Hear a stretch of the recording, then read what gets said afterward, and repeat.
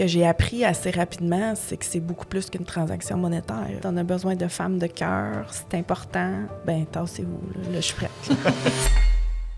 Ce balado, c'est votre rendez-vous mensuel à ne pas manquer pour vous tenir informé des dernières nouvelles de l'industrie. Bienvenue à Actualité Construction.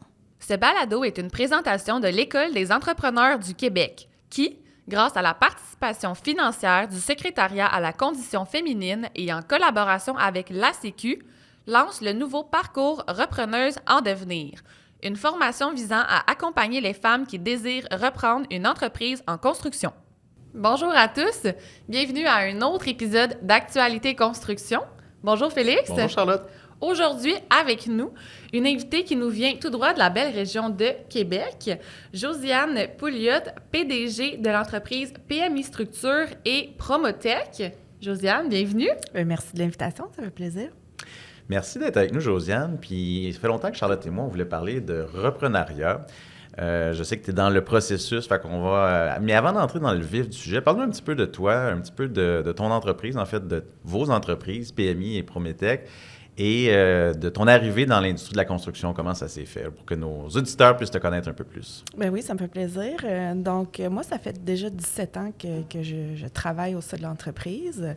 On pourrait dire que c'est pas mal mon seul employeur. C'est une entreprise familiale. Donc, moi, quand j'ai terminé mes études, je suis allée travailler à temps plein dans l'entreprise. Ma formation académique, c'est une technique en génie civil, puis aussi une formation complémentaire que j'ai fait par la suite là, en administration, sciences comptables.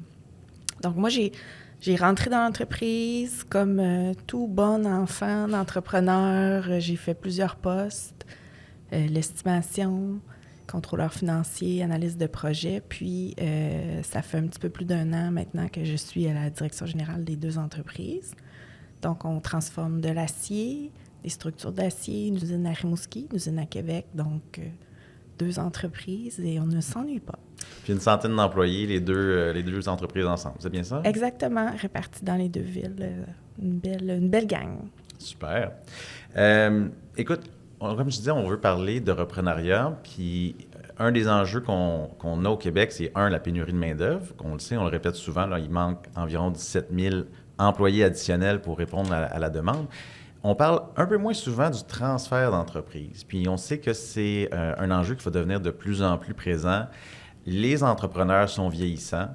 Je pense que c'est 20 des entrepreneurs qui ont au-dessus de 60 ans au Québec et très peu ont un plan de relève formel. Donc, toi, je comprends que tu étais prévu, ça fait longtemps que tu travailles dans l'entreprise familiale.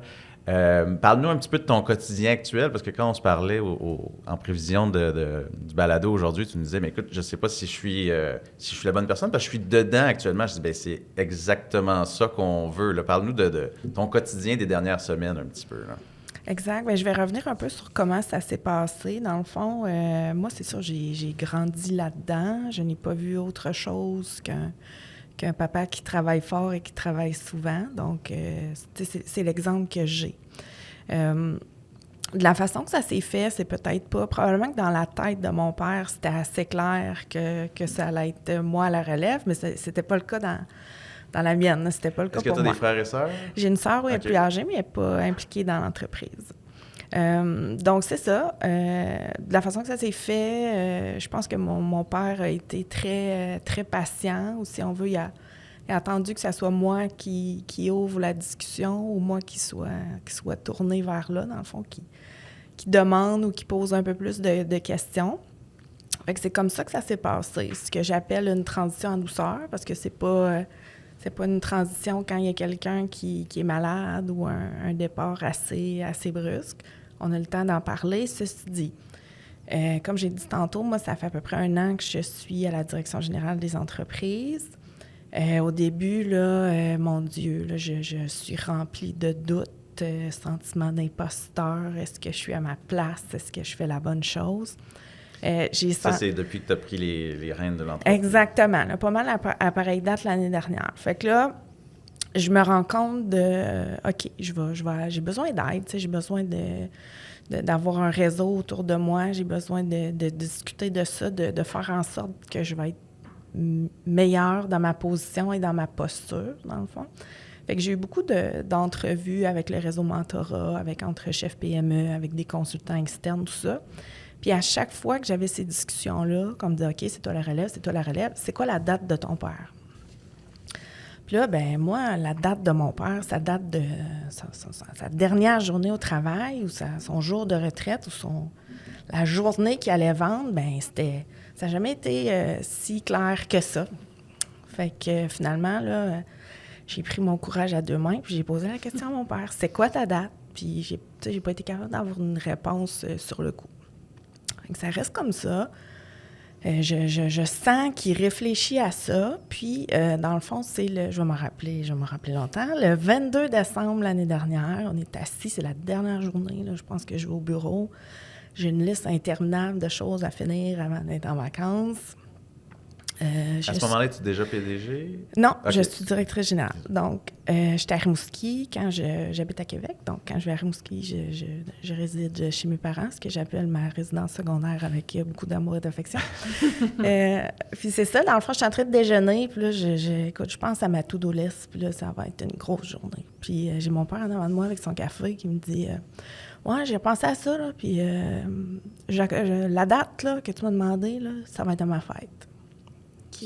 J'ai dit, OK, sa fête, c'est le 17 mai. Oh. Il dit, parfait. Le 17 mai de quelle année? Oui. Parce que, tu sais, moi, tout ce qu'on me dit, c'est que c'est long, un reprenariat, puis qu'il y a des étapes, puis tout ça. Fait que là, je passe dans ma tête à, OK, c'est quelque chose qu'on va faire en douceur, on va se faire accompagner, à, let's go, j'ai moins de 5 mois. Fait que c'est comme ça que ça s'est passé. C'est comme ça que j'ai eu sa date. Ça, c'est quelque chose que je peux recommander pour vrai à tout le monde qui va traverser ces étapes-là.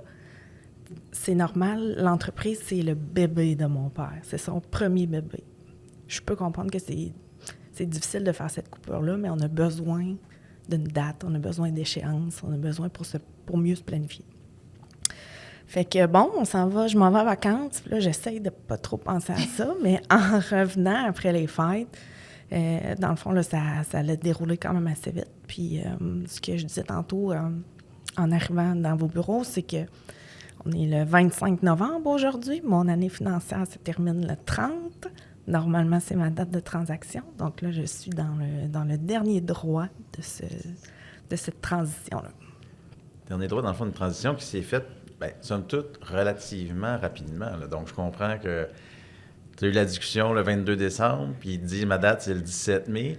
Donc, c'est rapide, mais en même temps, tu étais dans l'entreprise depuis longtemps. Donc, exactement. C'est pas comme quelqu'un qui, par exemple, achète une entreprise qui arrive de l'externe, qui ne connaît pas les fonctionnements. Donc, toi, au moins, tu as l'avantage de bien connaître la boîte, d'une certaine façon, mais ça vous laisse peu de temps pour les différentes étapes, parce que souvent, on parle qu'une bonne transition, là, ça peut prendre 2, 5, 6, parfois 7 ans même. Donc, vous avez fait ça en quelques mois. Bien, c'est ça. C'est sûr, c'est pas... le projet était dans les cartons depuis longtemps. C'est quelque chose qu'on savait qui s'en venait. Mais là, d'être un peu précipité par la date, bien là, veux pas, ça te met une excitation quand même aussi, là, d'arriver à cette date-là, d'arriver à ce que ça soit fait sans qu'on chicane, que ça soit fait dans le respect, que ça soit fait autant que la partie repreneur, que la partie du cédant, que les deux côtés soient satisfaits de cette transaction-là. Ce que j'ai appris assez rapidement, c'est que c'est beaucoup plus qu'une transaction monétaire. C'est une transaction avec des êtres humains. Là, il y a l'aspect familial en plus dans mon cas là-dedans. Donc, c'est pas facile, mais la clé de tout ça, bien, c'est de jaser ouvertement puis de faire ça en équipe. Puis est-ce que, vu que tu étais pressentie, évidemment, pour prendre les rênes suite à ton père, là, ça s'est fait à peu près moins de 5 mois, mais est-ce que ça faisait déjà quelques mois, années qu'il y avait certaines tâches que tu commençais déjà à toucher en vue de reprendre l'entreprise ou vraiment transition, poste de directrice à PDG, les tâches complètement différentes dans le fond, qui se sont faites après le mois de décembre au retour? Exact. Bien, ça s'est fait quand même tranquillement, dans le sens que mon emploi précédent, je ne l'ai pas lâché du jour au lendemain. Donc, j'ai quand même une polyvalence dans mon expérience, dans mon expertise professionnelle qui fait que je suis quand même une touche à tout. Donc, ça m'a permis tranquillement, pas vite, de m'élever à ce poste de gestion-là, si on veut. Par contre, ça ne vient pas avec un mode d'emploi, là, un poste de direction générale. Fait que c'est là que moi, d'aller chercher de l'aide autour de moi, d'aller m'entourer, de trouver des personnes qui ont pas mal le même âge que moi, puis qui vivent avec entre chefs PME, qui vivent les mêmes défis que moi, bien, ça m'a un peu confortée là, dans les étapes que je devais traverser. Puis, dans le fond, il y a un élément assez important pour moi qui a été déclencheur de, si on veut, de « OK, c'est bon, je pèse sur le gaz », là. Ça a été vraiment de prendre du temps pour moi puis de me solidifier en tant qu'être humain, tu sais, de travailler sur ma propre fondation, si je peux dire.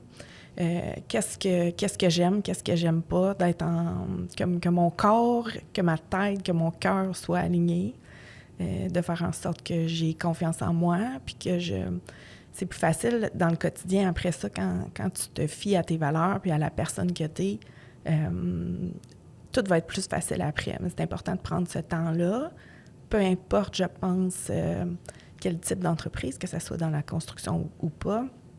On se doit d'avoir une posture quand on est dans ces postes-là. Puis, en tout cas, moi, c'est à ce moment-là que quand j'ai pris comme un temps d'arrêt pour me solidifier moi-même, après ça, bien, tassez-vous, là, je suis prête. On fonce. Exactement. Puis justement, là, aujourd'hui, ce qui nous intéressait surtout, c'était tout ce qui entoure le reprenariat, mais spécifiquement au niveau d'être une femme qui reprend une entreprise. En plus, on est dans un domaine qui est plutôt masculin, la construction. Là, tu as pris le temps de travailler sur toi pour pouvoir arriver, tassez-vous, moi, je fais ma place. Est-ce que, justement, le fait que tu sois une femme a fait en sorte que tu avais des plus d'appréhension, tu as dû travailler plus fort, justement, avant sur peut-être ta personne, comme tu disais, pour arriver puis faire tes preuves, ou tu sentais qu'il n'y avait pas nécessairement de différence? Bien, le travail que j'ai fait sur moi, c'est beaucoup plus parce que je suis une personne introvertie qui est quand même gênée. Fait que je pense que c'est là que c'est plus ma personnalité qui a fait en sorte que j'ai eu besoin de faire cette étape-là, si on veut.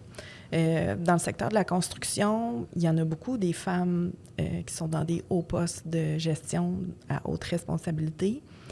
Il y en a moins sur les chantiers, bien évidemment. Mais bon, dans les bureaux, il y en a quand même beaucoup, en gestion de projet, en ingénierie, tout ça. Donc, pour moi, je n'ai pas vu de différence à ce que je sois une femme dans ce milieu-là. Ceci dit, on a tous besoin de modèles, puis je pense que ça, c'est une démarche sur plusieurs générations. Ça va être plus facile pour les générations suivantes parce qu'ils vont avoir vu, ils vont pouvoir s'être inspirés de femmes dans le secteur de la construction qui sont PDG puis qui sont capables de faire croître des belles entreprises.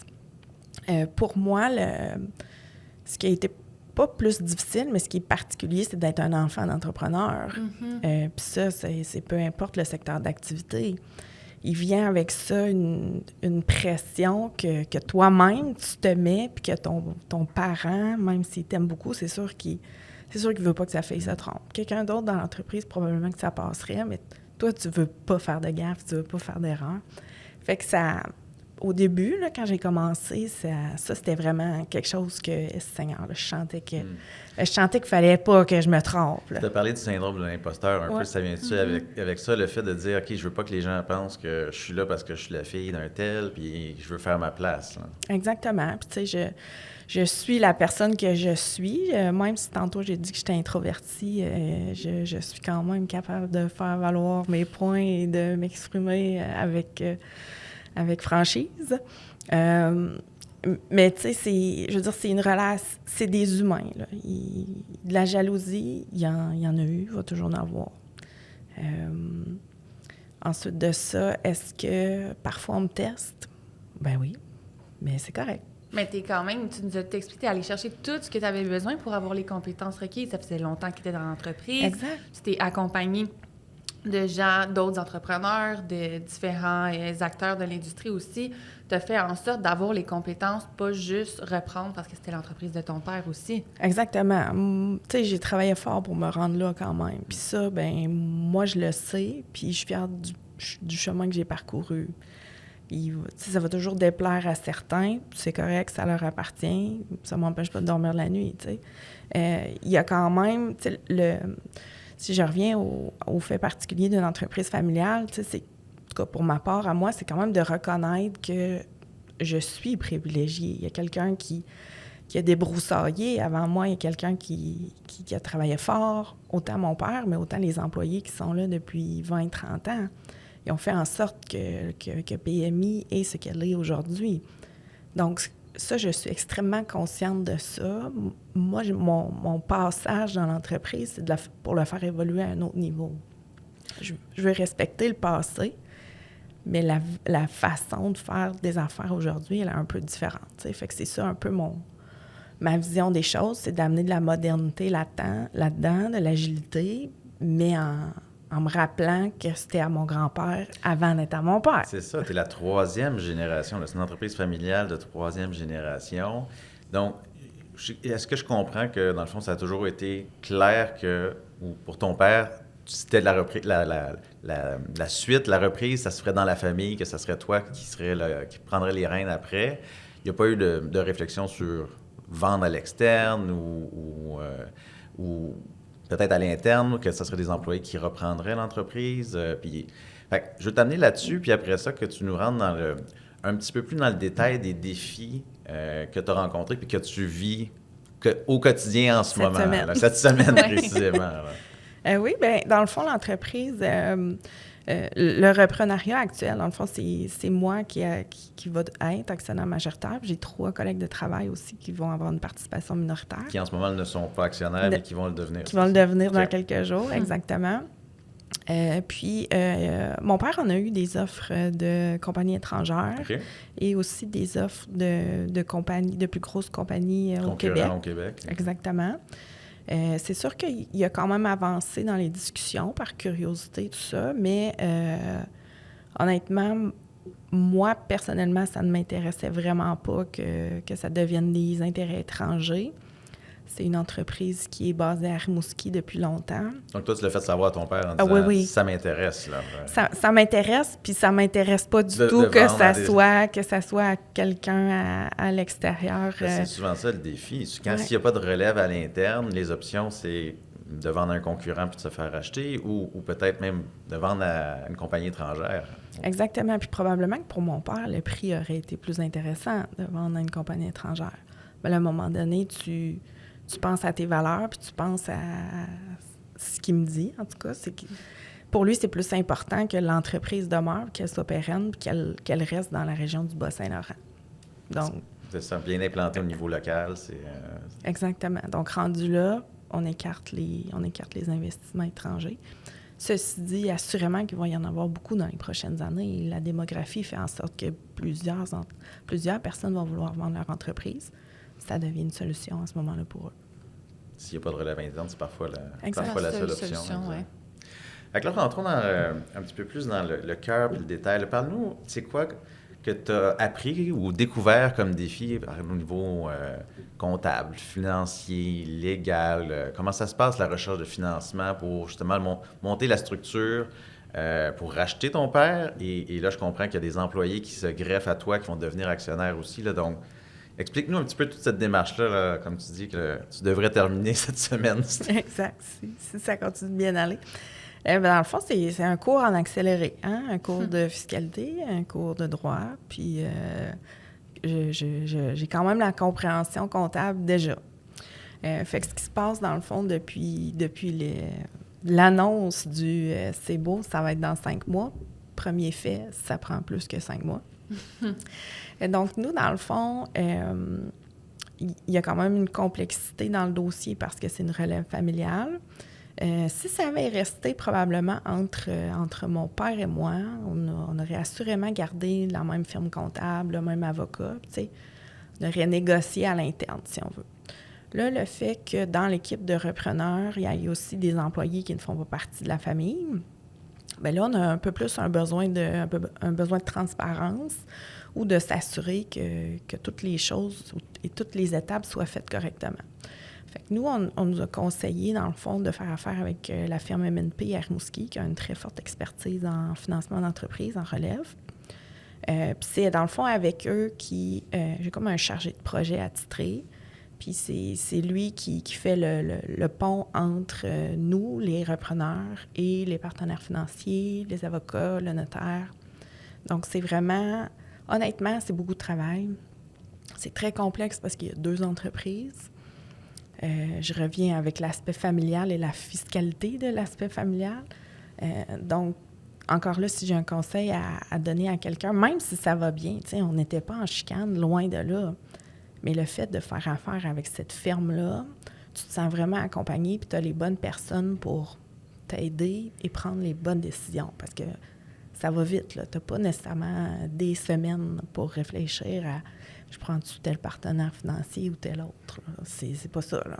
C'est comme la vitesse d'un chantier de construction. Donc, l'importance de bien s'entourer. Exactement, exactement.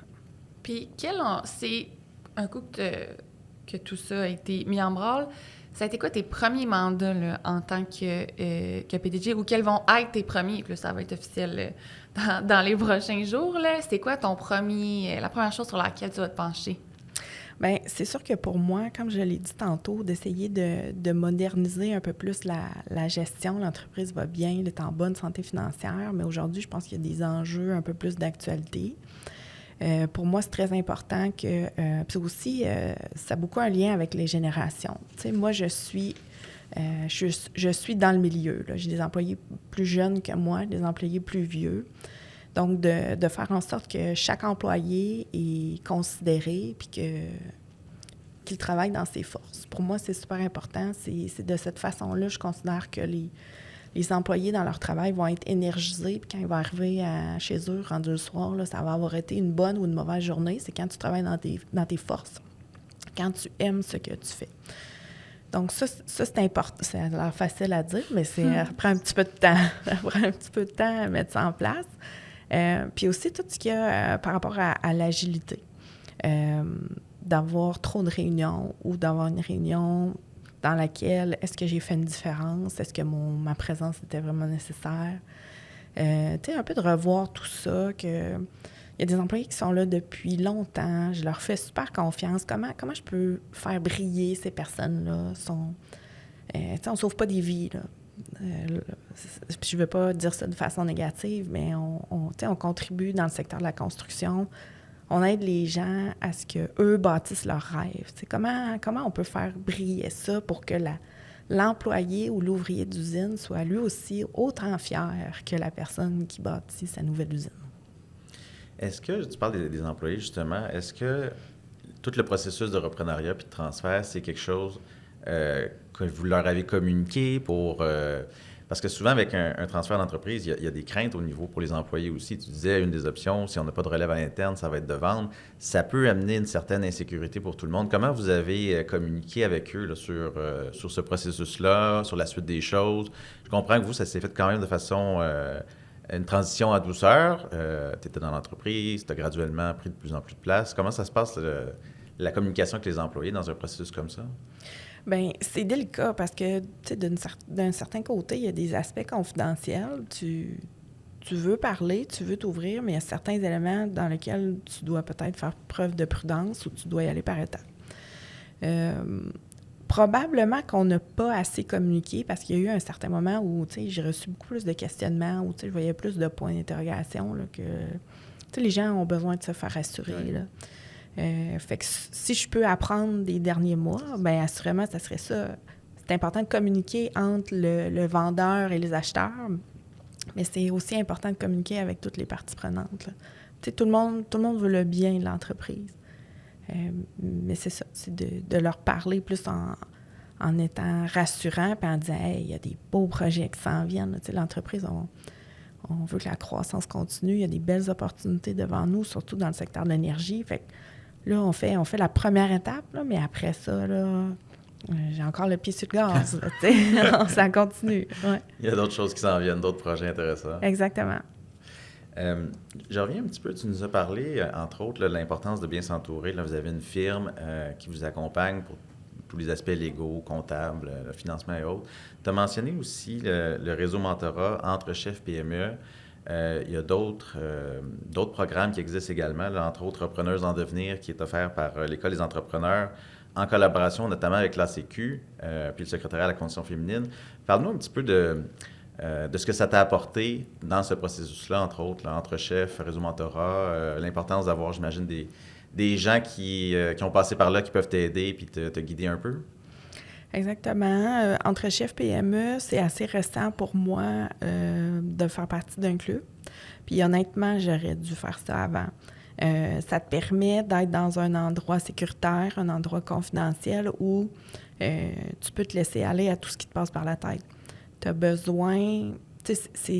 ça fait du bien de savoir qu'il y a quelqu'un d'autre qui peut aussi vivre ce que tu vis présentement ou qui a passé par là il n'y a pas longtemps. C'est vraiment très fort en entraide. Puis c'est autant de ce que j'ai vécu à date, c'est autant le point de vue humain que le point de vue de ton entreprise. Donc, il y a assurément une plus-value d'aller chercher de l'aide à ces endroits-là, ou tu sais, juste une écoute attentive, puis quelqu'un de bienveillant qui va t'encourager, puis qui va faire en sorte que tu vas persévérer. Fait que ça a vraiment été un plus pour moi dans les derniers mois. Puis avant, là, si je recule de quelques années ou même de plusieurs mois, il y a beaucoup de contenu qui est disponible avec le CETEC. Il y a beaucoup de webinaires, puis c'est très intéressant justement parce que tu vas apprendre l'aspect, c'est sûr, ça ne va pas en profondeur, mais tu vas tranquillement pas vite, ton oreille va se faire à des termes de fiscalité, une convention d'actionnaire, tout ça. Fait qu'il y a vraiment beaucoup de ressources. Je pense que les gouvernements et les associations ont bien compris que ça va être un enjeu dans les prochaines années. Oui. C'est parfait, il faut continuer à répéter le message, là. Il y a de l'aide, il y a du financement disponible, il faut faire en sorte que le bassin entrepreneurial au Québec ne veut pas sacrer la richesse de la société. Donc, il faut continuer à investir là-dedans, dans les individus et dans leur entreprise. C'est super important. Super intéressant. Oui, puis en terminant, justement, si tu avais un conseil à donner à ceux qui hésitent peut-être à reprendre une entreprise ou peut-être à la Josiane du 22 décembre dernier. Parce que j'ai noté dans ce que tu nous as déjà dit, là, bien communiquer, se prendre d'avance. Fait que y a d'autres choses qu'on doit communiquer à un futur repreneur? Bien, je pense qu'il faut se faire confiance puis il faut se lancer. Tu sais, il y aura pas de moment parfait, il n'y aura pas de timing parfait. À un moment donné, tu ne le sauras pas tant que tu ne le fais pas. Il faut se lancer, il faut y aller, on s'entoure. Puis, tu sais, la communauté, l'entrepreneuriat a besoin de femmes dans des positions de gestion, dans des hauts rôles de gestion. Donc, on a besoin de femmes de tête, on a besoin de femmes de cœur. C'est important de se lancer. Puis, il y a plus de positif à faire ça, là. Tu vas grandir toi-même à parcourir toutes ces étapes-là. Super. Écoute, vraiment, un parcours super intéressant. 3e génération chez PMI. Je ne sais pas s'il va en avoir une 4e, une 5e. Donc, déjà plus de 75 ans en affaires. Puis l'avenir semble prometteur. Donc, vraiment, un éclairage intéressant pour le reprenariat d'entreprise dans le milieu de la construction, avec une perspective féminine en plus. Merci, ça m'a fait plaisir d'être ici. Puis j'encourage toutes les madames et tous les messieurs à reprendre les entreprises. Il y a d'excellentes opportunités qui vont venir dans les prochaines années. Puis il y a des belles choses à faire pour nos entreprises d'ici. Mais un énorme merci pour ta participation. Et c'est ce qui met fin au dernier épisode de l'année 2024 déjà. Ça a passé extrêmement vite. Vraiment. Et on a déjà plein d'idées pour 2025. En attendant, on vous souhaite déjà un joyeux temps des fêtes. Reposez-vous. Et en attendant, vous pouvez nous suivre sur nos différentes plateformes, Instagram, TikTok, YouTube Shorts, pour ne rien manquer de l'actualité en construction. Actualité Construction est une production de l'Association de la construction du Québec, le plus grand regroupement d'employeurs des secteurs institutionnels, commercial, industriel et résidentiel. Pour savoir comment nous soutenons les entrepreneurs du Québec avec nos formations, nos outils et notre accompagnement diversifié, ou pour écouter nos prochains balados, rendez-vous sur notre site acq.org.